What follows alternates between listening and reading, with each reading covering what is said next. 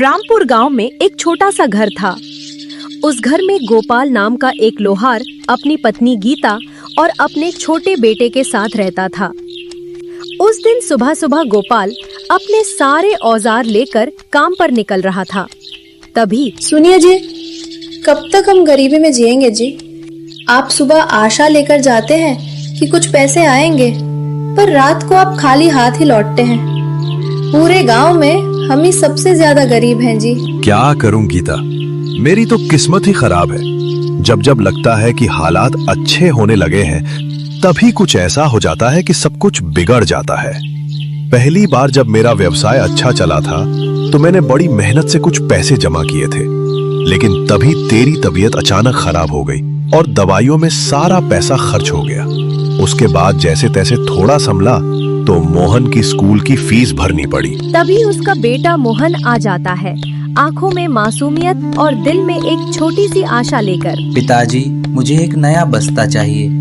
मेरे दोस्तों के पापा उनके लिए बहुत अच्छे अच्छे बस्ते लाए हैं। जब मैंने उसका बस्ता छूने की कोशिश की तो उसकी माँ ने कहा, दूर रहो, कहीं तुम्हारी नजर मेरे बेटे के बस्ते को ना लग जाए। और तो और उसके घर से बहुत अच्छा खाना भी आया था।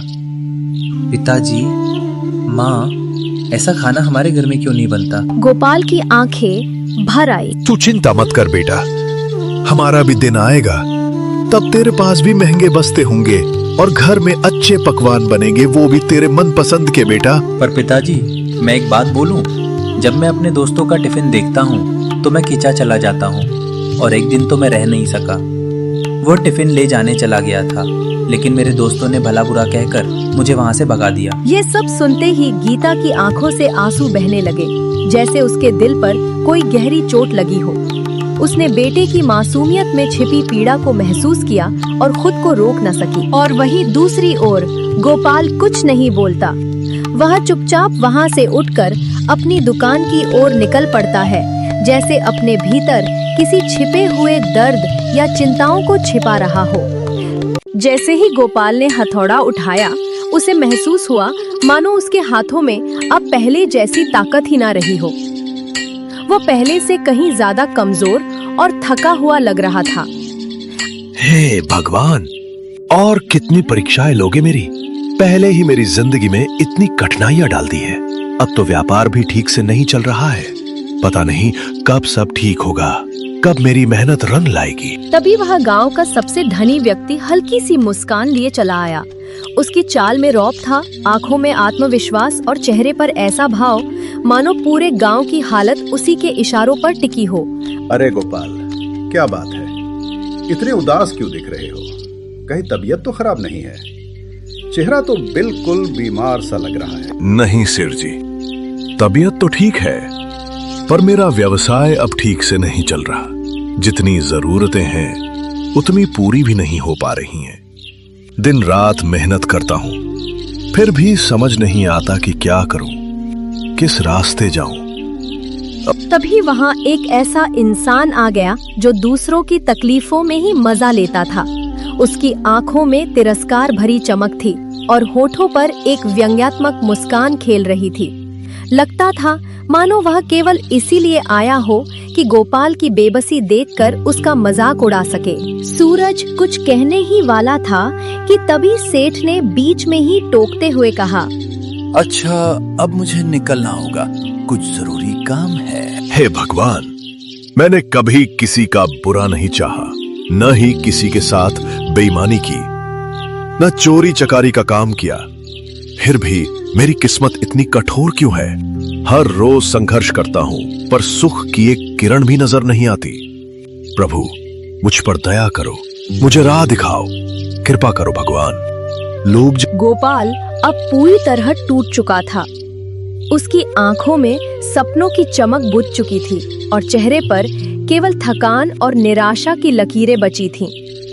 मानो जीवन ने उसकी सारी ताकत और उम्मीद छीन ली हो। व्यवसाय ठीक से न चलने के कारण गोपाल उस दिन भी जल्दी ही घर लौट आया। उसके कदम भारी थे और चेहरा थकान से झुका हुआ। वो पूरी तरह टूटा और निराश लग रहा था। गीता ने जैसे ही उसे इस हालत में देखा, सब समझ गई। बिना कुछ पूछे ही उसे एहसास हो गया कि गोपाल भीतर से कितना बिखर चुका है। ये जी क्या हुआ, चिंता मत करो, सब ठीक हो जाएगा, मैं हूँ ना, हम साथ हैं, सब ठीक हो जाएगा। क्या करूं गीता, पूरा गांव हमारा मजाक उड़ा रहा है और आज धंधे पर कोई ग्राहक भी नहीं आया। मैं तो अब तक खाने के लिए भी कुछ नहीं ला पाया। दिन भर मेहनत के बाद भी मन खाली है और आंखों के सामने सब व्यर्थ सा लगता है। ए जी, आप पर बहुत जिम्मेदारी है, आप टूटिए मत और चिंता मत कीजिए, सब संभल जाएगा, हम साथ हैं, सब ठीक हो जाएगा। गोपाल एक शब्द भी नहीं बोलता और वो चुपचाप लेट जाता है।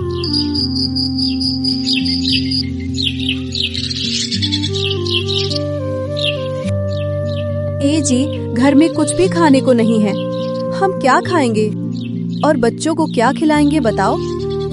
कम से कम आप कहीं से उधार ही ले आओ। हम नहीं खाएंगे तो चल जाएगा, पर हमारे बच्चे को क्या खिलाएंगे? गीता, मैं तुम्हें अब क्या बताऊं। कल गया था राशन वाले के घर पर, उसने साफ कह दिया पहले का पैसा चुकता करो तभी नया राशन मिलेगा। और अब तो हालत ये है कि मैं किसी से पैसे भी उधार नहीं मांग सकता। इतने सारे पैसे उधार ले चुका हूं कि उन्हें लौटाना ही मेरे लिए मुश्किल हो गया है।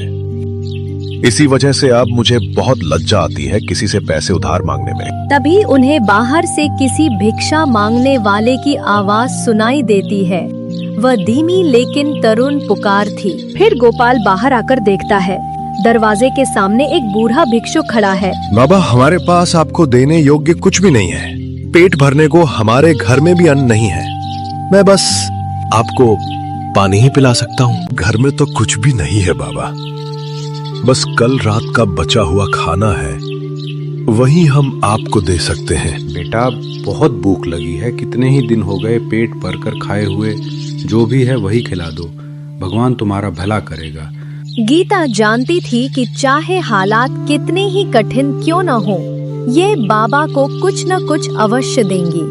इसलिए वो बिना कुछ कहे भीतर चली गई और एक छोटी सी टोकरी में बचा हुआ खाना सहेजकर पैक कर लाई। उसकी आंखों में संतोष था, मानो किसी भूखे को भोजन देना ही उसके लिए सबसे बड़ा पुण्य हो। धन्यवाद बेटा, भगवान तुम्हारा ये त्याग और दया जरूर देख रहे हैं। बहुत जल्दी तुम्हारे सारे कष्ट दूर होंगे, तुम्हारे जीवन में सुख और समृद्धि का दीपक जरूर जलेगा। बाबा इतना कहकर धीरे धीरे वहाँ से चले जाते हैं। पता नहीं भगवान हमें किस बात की सजा दे रहे हैं, पर एक बात तो माननी पड़ेगी कि वो जो भी करते हैं भले के लिए ही करते हैं। शायद इन कठिन दिनों के पीछे भी कोई अच्छाई छिपी हो। यही शब्द न जाने कितने सालों से तुम कह रही हो गीता। खैर ठीक है, मैं आता हूँ। गोपाल वहाँ से निकल पड़ा।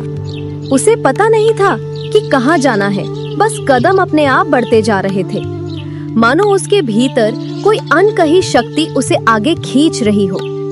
वो टूटा हुआ जरूर था, मगर उसके मन की गहराई में कहीं न कहीं एक छोटी सी उम्मीद अभी भी जिंदा थी। गोपाल चलते चलते अनजाने में दूसरे गांव पहुंच चुका था। थका हुआ वो इधर उधर देखने लगा कि तभी दूर से सेठ आता दिखाई दिया। सेठ की चाल में वही रौब और चेहरे पर वही मुस्कान थी जैसे हमेशा रहती थी।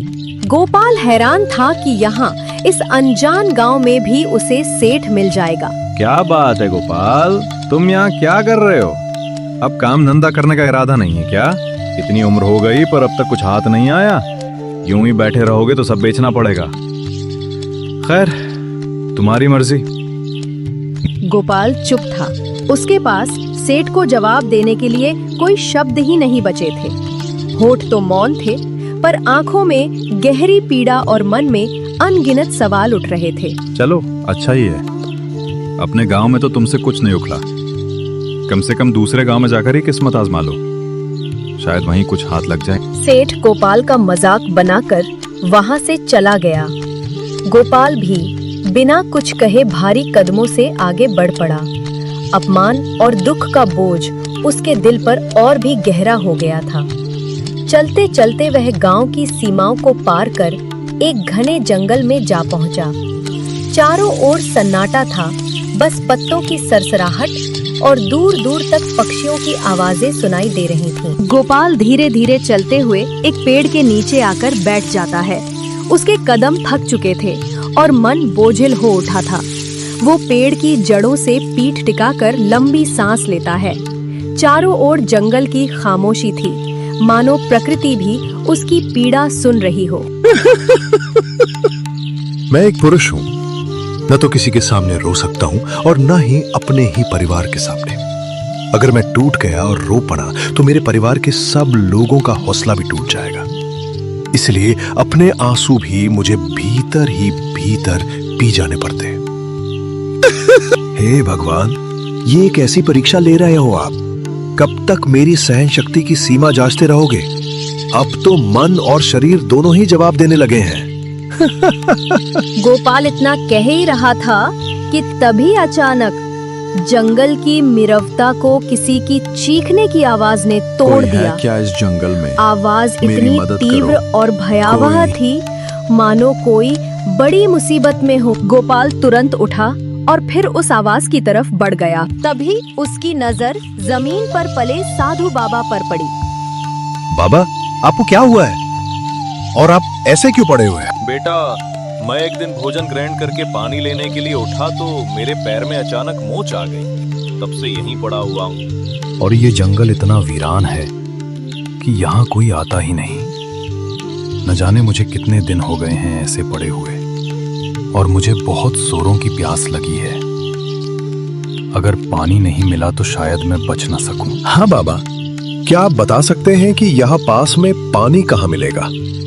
वहां से मैं अभी ले आऊंगा, वचन देता हूँ। हाँ बेटा, यहाँ से दाहिनी ओर एक तालाब है, वहीं से पानी ले आओ, इस लोटे में भर लाना। फिर गोपाल लोटा उठाता है और जल्दी जल्दी कदम बढ़ाते हुए पानी लाने के लिए तालाब की ओर निकल पड़ता है। उसके मन में बस एक ही संकल्प था, किसी भी हाल में बाबा की प्यास बुझानी है। फिर गोपाल तालाब में पहुंच जाता है। जैसे ही उसने लोटा पानी भरने के लिए डुबोया, अचानक चारों ओर धुआं धुआं सा हो गया। हल्की ठंडी हवा चलने लगी और पानी की सतह पर अजीब सी चमक उभर आई। तभी पानी के ऊपर से एक मायावी जिन प्रकट हो गया। उसकी आंखों में चमक थी और उसके चारों ओर हल्की आभा घूम रही थी। गोपाल थोड़ी देर के लिए स्तब्ध रह गया। उसे समझ ही नहीं आया कि ये सच है या कोई भ्रम। मूर्ख मनुष्य, क्या तुझे इतना भी नहीं पता कि यह तालाब मायावी है? बिना मेरी अनुमति यहाँ से कोई भी पानी नहीं ले सकता।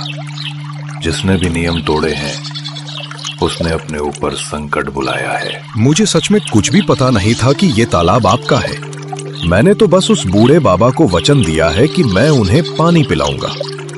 मैं किसी भी तरह आपका अपमान नहीं करना चाहता। मैं जिन हूँ, अगर तुझे ये पानी चाहिए तो पहले मेरी पहेली का सही सही उत्तर देना होगा। किन सुन, अगर तू उत्तर न दे पाया तो तू सदा के लिए इस तालाब में विलीन हो जाएगा। और दूसरा रास्ता ये है कि तू बिना पानी लिए यहाँ से वापस चला जाए। अब बता मनुष्य, तुझे कौन सा मार्ग मंजूर है? मैंने बाबा को वचन दिया है और मैं वचन तोड़ नहीं सकता। चाहे प्राण चले जाएं, मगर मैं आपकी पहेली का उत्तर देने की कोशिश करूंगा। तो मेरी पहेली ये है, नाव में नदी, नदी में नाव।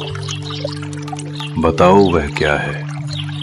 और हाँ, ध्यान रहे, गलत उत्तर तुम्हारी जान ले सकता है, तो सोच समझकर जवाब देना। मनुष्य, हे भगवान, अगर मैंने गलत कहा तो प्राण चले जाएंगे, लेकिन अगर चुप रहा तो बाबा का वचन टूट जाएगा। अब मुझे अपने दिमाग से सही उत्तर निकालना ही होगा। इसका उत्तर है मनुष्य का नयन, क्योंकि नयन में आंसू नदी जैसे बहते हैं और आंसू की नदी में ही नयन नाव की तरह तैरता है। बहुत खूब, तूने सही कहा मनुष्य। बहुत कम लोग इस पहेली का रहस्य जान पाते हैं। तू केवल साहसी ही नहीं, बल्कि बुद्धिमान भी है। अब तुम इस तालाब से पानी भर सकते हो मनुष्य। तुम्हारा साहस, तुम्हारी बुद्धि और सबसे बढ़कर तुम्हारी सच्चाई ने मुझे प्रसन्न कर दिया है।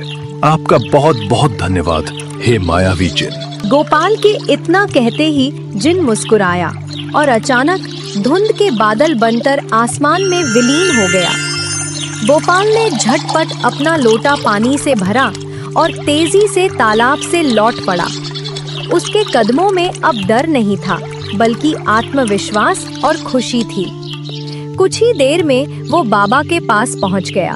बाबा लीजिए, आपके लिए पानी ले आया हूँ। साधु बाबा जल पीते ही गोपाल की तरफ ध्यान से देखते हुए बोले, क्या तुमने सचमुच वही तालाब से पानी लाया है जिसके बारे में बताया था? हाँ बाबा, वही तालाब से ही पानी लाया हूँ। मुझे लगा था तुम जल नहीं ला पाओगे, क्योंकि मैं जानता हूँ वो तालाब एक श्रापित जिन का है।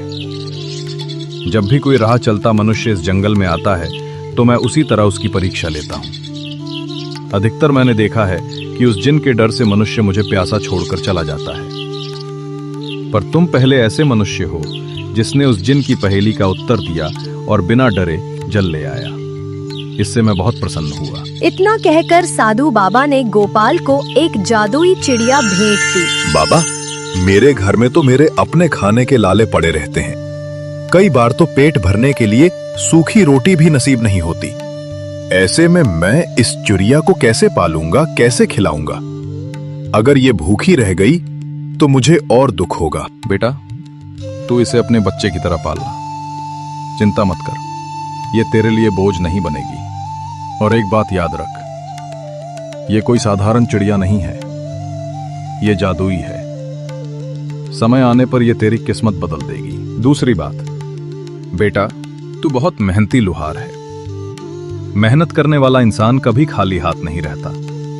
तेरी हथौड़ी की चोट में तेरे पसीने की ताकत है, और यही पसीना एक दिन सोने से भी कीमती साबित होगा। एक बात तो तय है बाबा, कि आप कोई साधारण व्यक्ति नहीं है। आपकी आंखों में जो चमक है वो किसी साधु की साधारण दृष्टि नहीं हो सकती। आपकी बातें मेरे हृदय को ऐसे छू रही हैं जैसे कोई बहुत गहरा सत्य सुन रहा हूँ। गोपाल के इतना कहते ही साधु बाबा मुस्कुराकर उसकी ओर गहरी नजर से देखते हैं।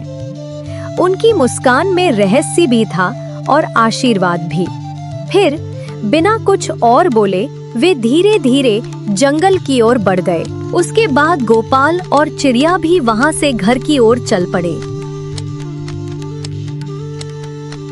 फिर गोपाल उस चिड़िया को लेकर घर पहुंच जाता है। गोपाल जंगल में हुई सारी घटना बताते हुए, ये मुझे साधु बाबा ने भेंट दी है। अरे, हमारे घर तो हमें खुद खाने को नहीं होता, हम इस बेचारी को ना खिलाने का पाप करवाएंगे। अगर उन्हें कुछ देना ही था तो धन या फिर गरीबी दूर हो जाए ऐसा कुछ दिया होता। अगर हम इसे ना खिला पाए तो इसका पाप हमें ही मिलेगा। साधु बाबा को अच्छे से पता है हमारी परिस्थिति के बारे में। वो कुछ सोच समझकर ही दिया होगा। गोपाल इतना कहता है, तभी वहाँ मोहन आ जाता है। पिताजी, ये चिड़िया बहुत ही अच्छी है। हमारी गरीबी देखकर कोई मेरे साथ नहीं खेलता और लोग मुझसे दूर भी भागते हैं, पर अब मुझे अच्छा लग रहा है कि मेरे साथ खेलने वाला कोई मिल गया। इतना कहकर मोहन चिड़िया को लेकर बाहर आ जाता है और उसके साथ खेलने लगता है। चिड़िया इतनी सुंदर थी कि जो भी देखता उसका मन उसकी ओर आकर्षित हो जाता।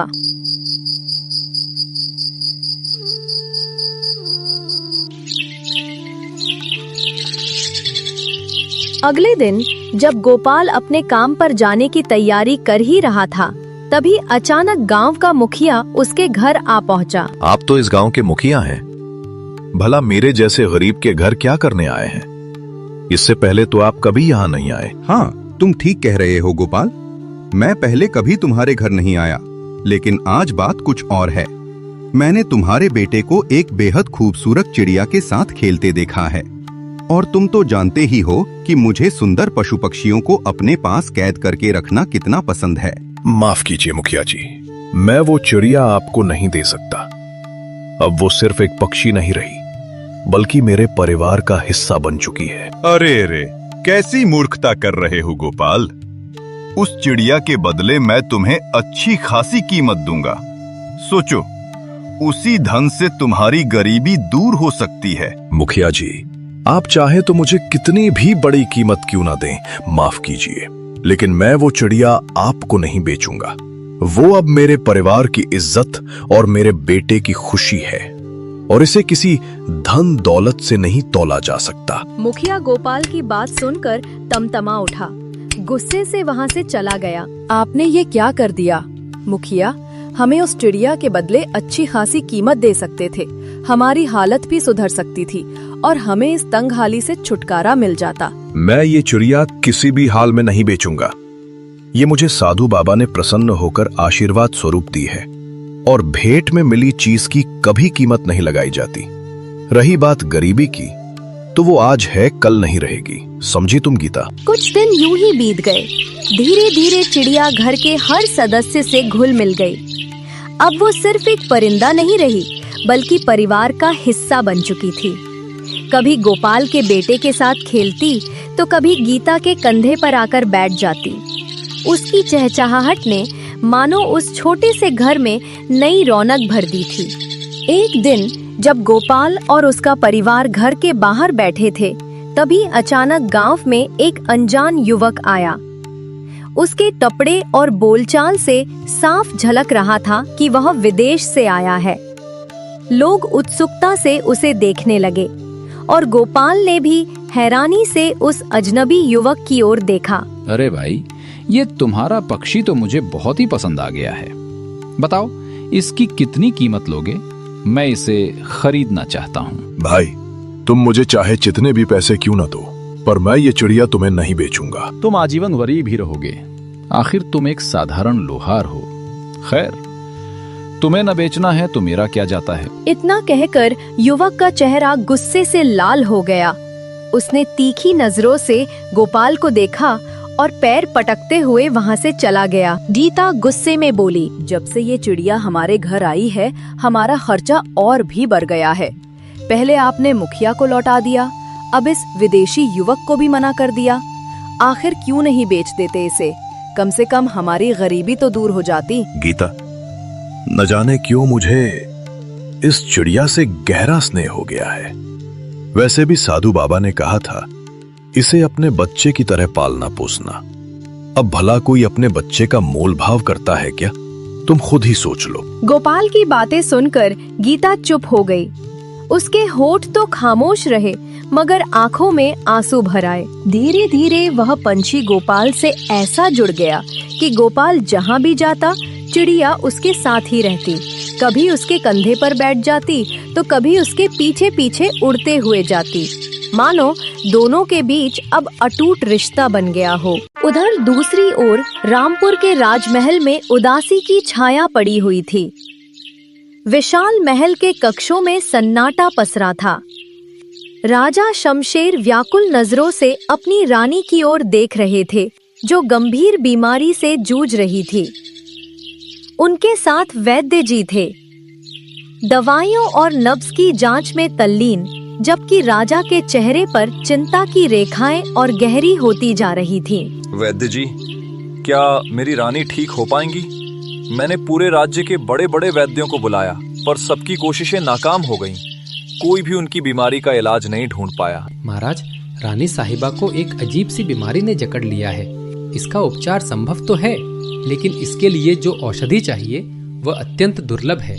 सामान्य जड़ी बूटियों से इसका कोई इलाज नहीं होगा। तो जल्दी बताइए वैद्य जी, वो दुर्लभ औषधि कहाँ मिलेगी? महाराज, ध्यान से सुनिए।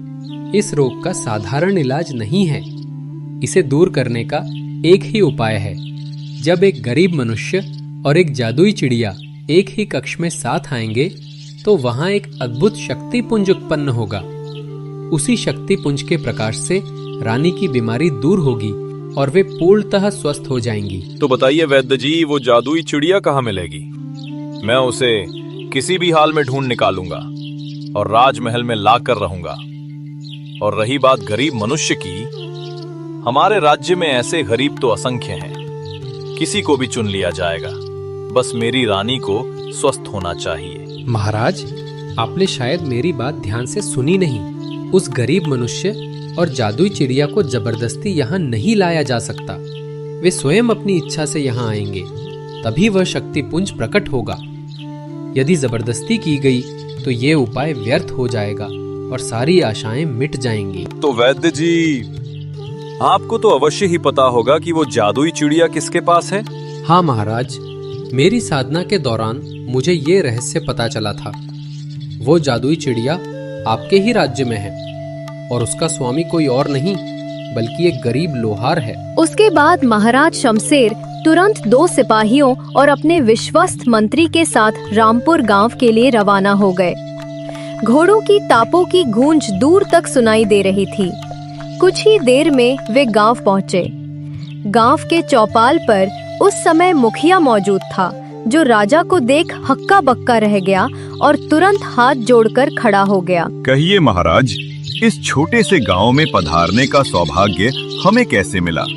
मुखिया, मुझे तुम्हारी बातों में कोई दिलचस्पी नहीं है, बस सीधा उत्तर दो। क्या इस गांव में कोई लोहार है जिसके पास एक चिड़िया हो? हाँ महाराज, गोपाल नाम का एक लोहार है। पूरे गांव को मालूम है कि उसके पास एक बहुत खूबसूरत चिड़िया है, वही चिड़िया जिसके बारे में शायद आप जानना चाहते हैं। मुखिया तुरंत महाराज को लेकर गोपाल के घर की ओर निकल पड़ा। आगे आगे मुखिया और उसके पीछे महाराज शमशेर अपने सिपाहियों व मंत्री के साथ चल रहे थे। राजा और मंत्री मुखिया व सिपाहियों के साथ गोपाल के घर पहुंच गए। अचानक दरवाजे पर इतनी बड़ी भीड़ और स्वयं महाराज को खड़ा देखकर गोपाल हक्का बक्का रह गया। क्या तुम्हारे पास कोई चिड़िया है जो साधारण नहीं बल्कि मायावी है? प्रणाम महाराज। हाँ, मेरे पास एक चिड़िया है, लेकिन मुझे तो ये नहीं मालूम था कि वो मायावी है। सच सच बताओ, वो चिड़िया तुम्हें कहाँ से मिली है? महाराज, ये चिड़िया मुझे जंगल में मिली थी। वहां एक साधु बाबा से मेरी भेंट हुई थी। वे प्रसन्न होकर ये चिड़िया मुझे भेंट में दे गए थे। उन्होंने कहा था कि इसे अपने बच्चे की तरह पालना। अब मुझे सारी घटना समझ में आ गई। उस साधु बाबा ने ही तुम्हें ये मायावी चिड़िया भेंट में दी थी। बताओ, तुम्हें कितने पैसे चाहिए? मैं तुम्हें उतनी ही नहीं, उससे कहीं ज्यादा दूंगा। माफ कीजिएगा महाराज, पर मैं इस चिड़िया को बेचना नहीं चाहता। मैंने इसे अपने बच्चे की तरह पाला है, और भला कोई अपने बच्चे का सौदा करता है क्या? महाराज, इसने कितनों को मना किया है, गांव के लोगों को, यहाँ तक कि मुझे भी। लेकिन जरा देखिए, इसकी हिम्मत तो देखिए। आप जैसे सम्राट को भी साफ मना कर दिया। अब पता नहीं इस चिड़िया में इसे ऐसा क्या दिखता है। सुनो लोहार, मुझे उस चिड़िया की सख्त जरूरत है। तुम जो चाहो मुंह मांगी कीमत दूंगा। चाहो तो तुम्हारे कर्ज माफ कर दूं। तुम्हारा नाम गांव में इज्जत से गूंजेगा। सोच लो, ऐसा अवसर बार बार नहीं मिलता। नहीं महाराज, मैं ऐसा नहीं कर सकता। मैं तुम्हें उस चिड़िया के बदले केवल धन ही नहीं दूंगा, बल्कि तुम्हें आधार राज दुकान भी सौंप दूंगा। सोचो, तुम्हारा नाम और सम्मान पूरे राज्य में फैल जाएगा। तुम्हारा परिवार कभी गरीबी में नहीं रहेगा। महाराज, आप मुझे चाहे सोना दे, धन दे, जमीन दे, यहाँ तक कि पूरा राज दुकान भी सौंप दे, फिर भी क्षमा कीजिए, मैं ये चिड़िया आपको नहीं दूंगा। जब मेरी बात मानने से इनकार कर रहा है, तो मुझे भी कठोर होना पड़ेगा। सिपाहियों, इस लोहार को तुरंत बंदी बना लो और राज दरबार में पेश करो, वहाँ न्याय होगा। महाराज को इतना कहते ही सिपाही गोपाल को बंदी बना लेते हैं। सिपाहियों ने गोपाल को पकड़कर महाराज के सामने राज दरबार में उपस्थित किया। मूर्ख लोहार, क्या कहूं तुम्हें। मैंने तुम्हें सब कुछ देने का विचार भी किया था, पर उस चिड़िया को मैं तुम्हें सौंपना उचित नहीं समझता। महाराज, मैं भली भांति जानता हूं कि आपका निर्णय ही पूरे राज्य का निर्णय होगा, और प्रजा सहित मैं भी उसे शिरोधार्य करूंगा। परंतु मेरे जीते जी मैं उस चिड़िया को किसी भी कीमत पर नहीं बेच सकता। यही मेरी अंतिम प्रतिज्ञा है। बस आपसे मेरी एक विनम्र प्रार्थना है, मुझे एक बार उस चिड़िया के साथ अकेले किसी कक्ष में खेलने की अनुमति प्रदान करें। ठीक है, तुम्हें अनुमति दी जाती है। जाओ और उस चिड़िया के संग अपना समय व्यतीत करो। गोपाल जैसे ही रानी के कक्ष में प्रवेश करता है, वातावरण अचानक बदल जाता है। वैद्य जी के बताए अनुसार उस चिड़िया की उपस्थिति से ही एक अदृश्य शक्ति पूरे कक्ष में फैलती है और उसी क्षण महारानी, जो लंबे समय से अचेत पड़ी थी, धीरे धीरे अपनी आंखें खोलती है। दरबार में उपस्थित सभी लोग विस्मय से भर उठते हैं। माफ करो लोहार, रानी को अस्वस्थ देख मैं अत्यंत व्याकुल हो गया था। आज से तुम मेरे सलाहकार हो और मैं तुम्हें अपनी ओर से बहुत सारा धन उपहार स्वरूप प्रदान करता हूँ। मुझे कुछ भी नहीं चाहिए महाराज। मेरे लिए तो यही सबसे बड़ा पुरस्कार है कि रानी मां स्वस्थ हो गई। आपकी कृपा ही मेरे लिए पर्याप्त है। नहीं गोपाल, ये सब तुम्हारी मेहनत और ईमानदारी का ही फल है। तुमने अपनी निष्ठा और सत्यनिष्ठा से इस राज्य को नया जीवन दिया है। और हाँ, आज से तुम इस गांव के मुखिया भी हो। उस दिन के बाद से गोपाल न केवल गांव का मुखिया बना, बल्कि सबसे धनवान और सम्मानित भी हो गया। और इसी के साथ हमारी कहानी यहीं समाप्त होती है। जय श्री कृष्ण।